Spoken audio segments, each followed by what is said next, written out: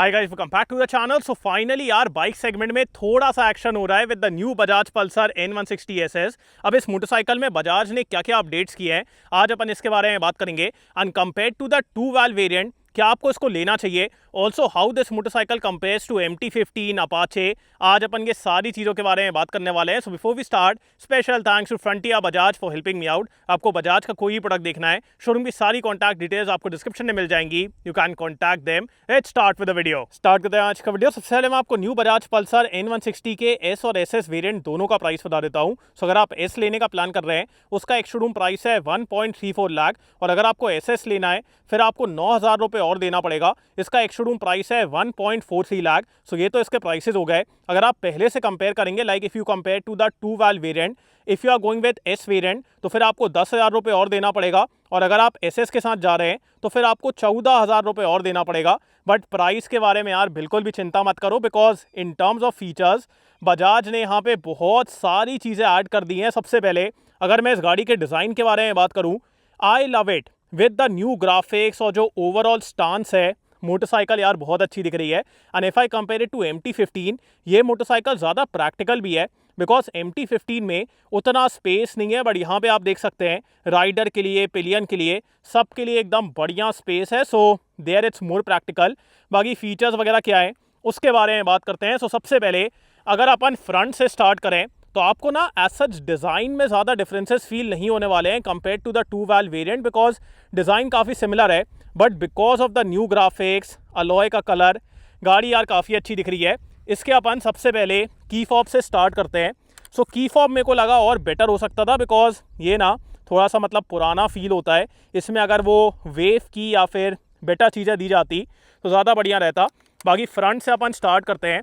So front looks very similar to the normal 160। यहाँ पे अपने पास DRLs हैं, उसके बाद projector setup with LED lights, और लाइट्स यार एकदम बढ़िया हैं, इसके मामले में कोई दिक्कत नहीं है। यहाँ पे LED टर्न सिग्नल भी है। उसके बाद इन टर्म्स ऑफ सस्पेंशन अब आपको यहाँ पे ज़्यादा मोटा सस्पेंशन मिलेगा। सो पहले वाले में 33 mm के अपसाइड डाउन फोक्स थे, बट अब यहाँ पे 37 mm के गोल्डन USD फोक्स हैं। सो ये भी यार काफ़ी अच्छे दिख रहे हैं, और इसकी वजह से इस गाड़ी का फ्रंट भी काफ़ी अच्छा दिख रहा है। उसके बाद if you are going with the SS variant तो फिर आपको यहाँ पे डुअल चैनल ABS मिलेगा। अगर आप S के साथ जाएंगे तो फिर सिंगल चैनल ABS है।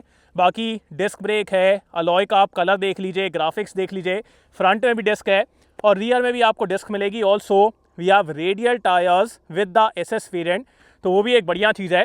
बाकी यहाँ पे आप देख सकते हैं नए ग्राफिक्स एंड ऑल। सो ये सब यार बहुत अच्छा दिख रहा है, और एक जो प्रीमियमनेस है ना, जैसे अगर आप ये देखें काफ़ी प्रीमियम एलिमेंट्स का यूज़ किया गया है। सो वो एक बढ़िया चीज़ है। एंड अपन आते हैं इस गाड़ी के मेन अपडेट की तरफ, विच इज़ द इंजन। सो पहले अपन को 2 वाल्व इंजन मिलता था, बट अब ये 4 वाल्व हो गया है। ये 164.5 cc का 4 वाल्व ऑयल कूल्ड इंजन है। ये प्रोड्यूस करता है 18.5 PS एंड 14.4 न्यूटन मीटर का टॉर्क। अगर आप पहले से कंपेयर करेंगे 2.5 PS आपको ज़्यादा पावर मिल रही है, बट 0.25 Nm का टॉर्क कम हो गया है। सो पावर डिलीवरी वगैरह कैसी है अभी अपन उसके बारे में बात करेंगे। नीचे की तरफ ये काउल वगैरह भी दिया गया है। उसके बाद पीछे की तरफ मोनोशॉक है, अंडर बेली एग्जॉस्ट है, सेंटर स्टैंड भी है। सो all of that is very good. And also अगर मैं इस मोटरसाइकिल के वेट के बारे में बात करूँ, जस्ट 151 kg। सो वेट एग्जैक्टली सेम है जैसा पहले था, अभी भी सेम है। बाकी अपन आते हैं इस मोटरसाइकिल के इस वाले एरिया की तरफ, बिकॉज अगर आप पहले से कंपेयर करेंगे, because of all of this अब ये वाला एरिया यार काफ़ी डिफरेंट फील होता है। So it looks very high tech. बाकी पहले से अगर आप देखेंगे, अब आपको यहाँ पे Type-C पावर आउटलेट मिलेगा। सो अगर आपको फ़ोन वगैरह चार्ज करना है वो आप यहाँ से कर लेंगे। If you are going with the SS variant तो फिर आपको एडजस्टेबल लीवर्स भी मिलेंगे। सो वो एक बढ़िया चीज़ है। उसके बाद हैज़र्ड लाइट स्टार्ट करने के लिए, ये लाइट के लिए। उसके बाद यहाँ पे पूरे कंट्रोल्स हैं, हॉर्न भी यार काफ़ी पावरफुल है। एंड अपन आते हैं इस गाड़ी के one of the biggest update की तरफ। ये 5 इंच का TFT डिस्प्ले है। ये आपको जो अपना वो वाला वेरिएंट है ना, S वाला वेरिएंट, उसमें नहीं मिलेगा। सो S वेरिएंट में ये अवेलेबल नहीं है। This is only available in the SS। इसके ऊपर ये एंटी ग्लेयर कोटिंग है, जो कि एक बढ़िया चीज़ है।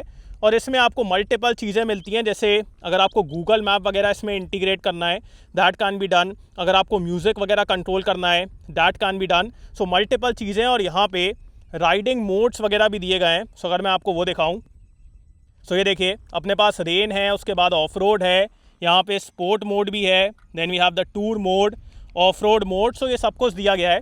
और इसके अलावा if I show you the settings, so यहाँ पे अपने पास कनेक्टिविटी है, उसके बाद सेटिंग्स हैं। सो मल्टीपल चीज़ें, और मेन तो यार ये काफ़ी अच्छा दिख रहा है, काफ़ी हाईटेक दिख रहा है। अगर आप एस के साथ जाएंगे तो ये स्क्रीन नहीं है, बट वहाँ पे भी आपको डिजिटल मिलने वाला है। सो 5 इंच का TFT डिस्प्ले, जो कि एक कमाल की चीज़ है। उसके बाद ये सब अच्छा है। अब एक कंप्लेन है मेरी, हमेशा मैं देखता हूँ N160 में ये रिंकल्स आ जाते हैं सीट पे, तो इस पर थोड़ा सा बजाज को काम करना चाहिए। बाकी in terms of space, rider और पिलियन दोनों यहाँ पे एकदम कंफर्टेबली बैठने वाले हैं। सो स्पेस के मामले में कोई दिक्कत नहीं है, और ज़्यादा स्टेप अप भी नहीं है। यहाँ पे ग्रैब रेल भी दिया गया है। अना अपन आते हैं इस मोटरसाइकिल के रियर लुक की तरफ। रियर से भी यार लाइक एकदम शार्प डिज़ाइन है, अग्रेसिव डिज़ाइन है, और मेरे हिसाब से ये मोटरसाइकिल MT-15 से बिल्कुल भी कम नहीं लग रही है। बाकी पीछे की तरफ यहाँ पे अपने पास LED टेल लाइट है, और इसमें ये काइंड ऑफ क्रिस्टल पैटर्न दिया गया है। उसके बाद ये वाला जो एरिया है ये पूरा आपको मेटल का मिलता है, दिस इज़ नॉट फाइबर। सो ये मेटल है, वो एक बढ़िया चीज़ है। यहाँ पे LED turn signal, radial tyre with the SS variant. पीछे की तरफ आपको 130 सेक्शन का टायर मिलेगा। उसके बाद डुअल डिस्क एंड ऑल, वो सब बढ़िया है। यहाँ से आप मोनोशॉक भी देख सकते हैं। एंड उसके बाद यहाँ पे अपने पास side stand cut off sensor है, यहाँ पे sari guard. So all of that is very good. Also with the 4 valve engine अब आपको इस मोटरसाइकिल में राइड बाय वायर मिलता है, जिसकी वजह से आपको यहाँ पे ये जो मल्टीपल मोड्स मिल रहे हैं वो बढ़िया तरीके से काम करते हैं, और उसकी वजह से थ्रॉटल सेंसिटिविटी में भी एक डिफरेंस आता है, जो मैं आपको बताऊँगा। Also if you are going with the SS variant, तो फिर आपको इस मोटरसाइकिल में ट्रैक्शन कंट्रोल ही मिलेगा। सो वो एक बढ़िया चीज़ है। बाकी बढ़िया यहाँ पे अपडेट्स हो गए हैं, और अब एक काम करता हूँ, आपको इस मोटरसाइकिल पे बैठ के दिखाता हूँ। सो N160 SS में आपको 795 mm की सीट हाइट मिलती है। मेरी हाइट 6 फीट है, मैं आपको बैठ के बताता हूँ। सो मेरे पैर तो यार एकदम ही आराम से आ रहे हैं। अगर आपकी हाइट 5'8" से ज़्यादा है तो फिर आप इस मोटरसाइकिल को एकदम आराम से चला लेंगे, बिकॉज ये सेंटर वाला एरिया काफ़ी नैरो है, और सीट की जो कॉन्टूरिंग है, पैर नीचे रखने में आपको एकदम ईजी हो जाता है। So that is very good. Also in terms of weight, इस मोटरसाइकिल का वेट है 151 kg, which is exactly the same like the previous one. So काफ़ी लाइट वेट है, उठाने में, टर्न वगैरह करने में एज सच कोई प्रॉब्लम नहीं है। बाकी अब एक काम करता हूँ, आपको इस मोटरसाइकिल का एग्जॉस्ट नोट सुनाता हूँ, and then will ride it. Let's go.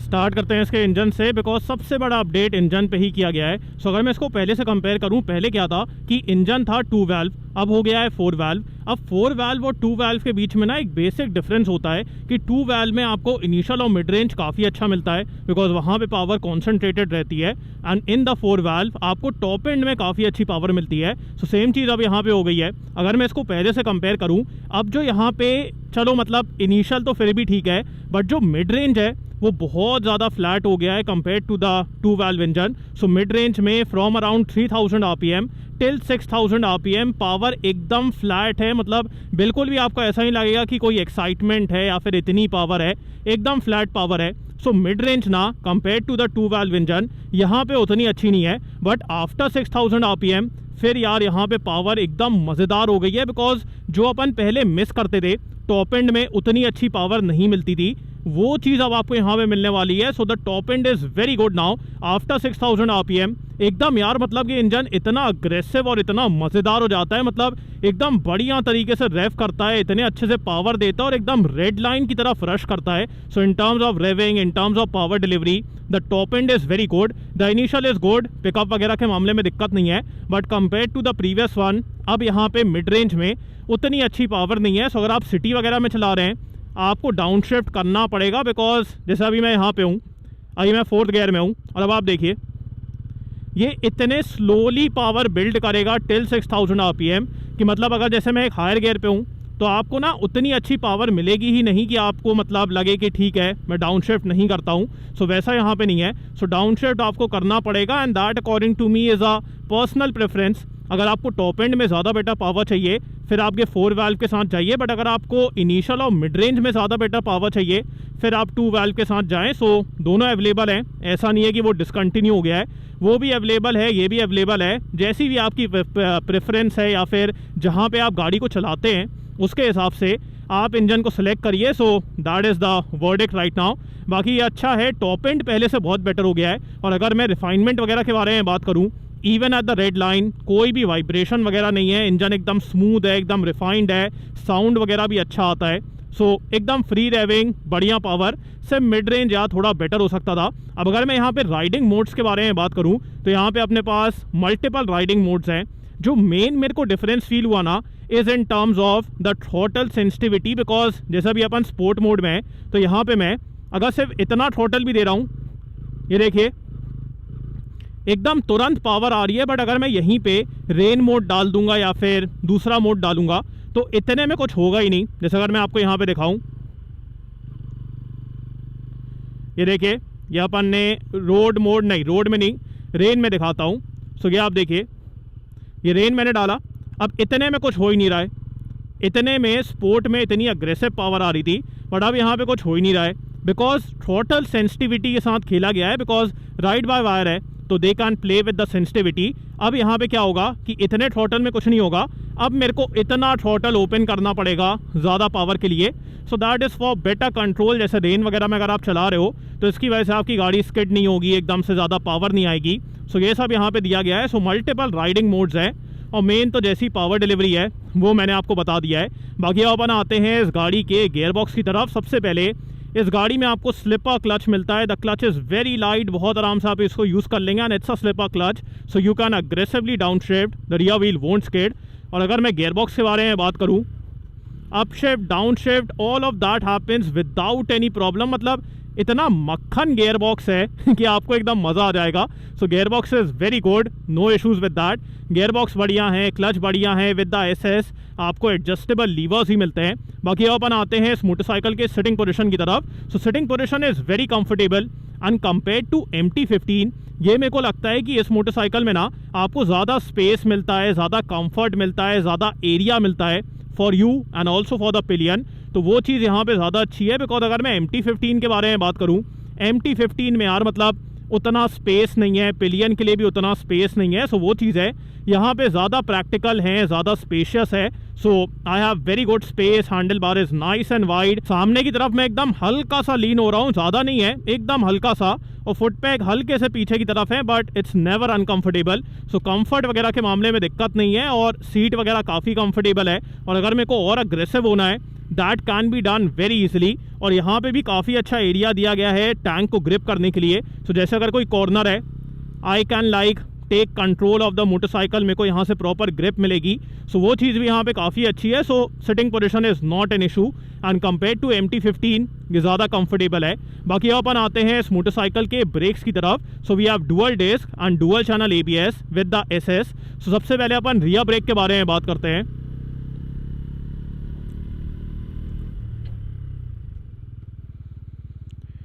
Rear is okay, the bite is okay, the feedback is okay, the stopping power is okay, और बेटर हो सकता था। बाकी अपन आते हैं इस मोटरसाइकिल के फ्रंट ब्रेक की तरफ।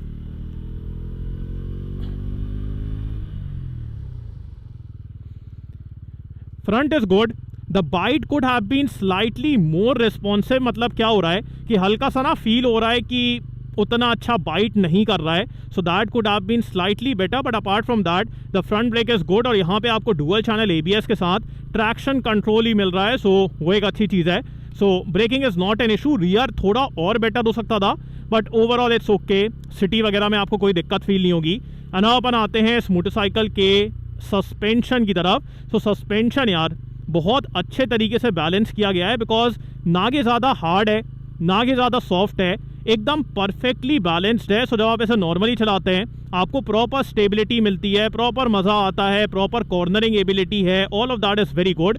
और जब आप एकदम से कोई ब्रोकन पैच के ऊपर जाएंगे तो वहाँ पे ये बहुत अच्छे तरीके से एब्जॉर्ब भी करता है, फ्रंट वाला भी, रियर वाला भी। So there I feel the setup has been balanced very nicely. Because ना ज़्यादा हार्ड है, ना ज़्यादा सॉफ्ट है, एकदम परफेक्टली बैलेंस्ड है। सो इट्स वेरी गुड। सस्पेंशन के मामले में मेरे को कोई दिक्कत फील नहीं हुई और बढ़िया है। बाकी अपन आते हैं इस मोटरसाइकिल के माइलेज की तरफ। So with the increase power यहाँ पे आपको लाइक 2-3 किलोमीटर पर लीटर का कम माइलेज मिलेगा, बट स्टिल इस मोटरसाइकिल में आप आराम से 35 टू 40 किलोमीटर्स पर लीटर एकदम आराम से निकाल लेंगे। So 35 to 40 kilometres per litre depending upon your riding style, उतना माइलेज आपको यहाँ पे आराम से मिल जाएगा। So mileage is not an issue. और पावर यार पहले से बेटर हो गई है, टॉप एंड ज़्यादा बेटर हो गया है, जो कि अपन 2 वाल्व इंजन के साथ मिस करते थे। अब बजाज ने इस मोटरसाइकिल में एक और फीचर दिया है which is the crawl mode. अब ये क्या करता है कि डिपेंडिंग अपॉन द सिचुएशन, जैसे अगर आप एक हायर मोड में हैं तो ये ऑटोमेटिकली ना थ्रॉटल को कंट्रोल करके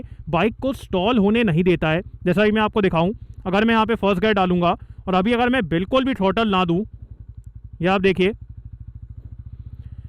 ऑटोमेटिकली बाइक ने आरपीएम इंक्रीज़ किया। अब अगर मैं यहाँ पे सेकंड गियर डाल दूंगा, ये फिर अपना आरपीएम इंक्रीज़ कर लेगा।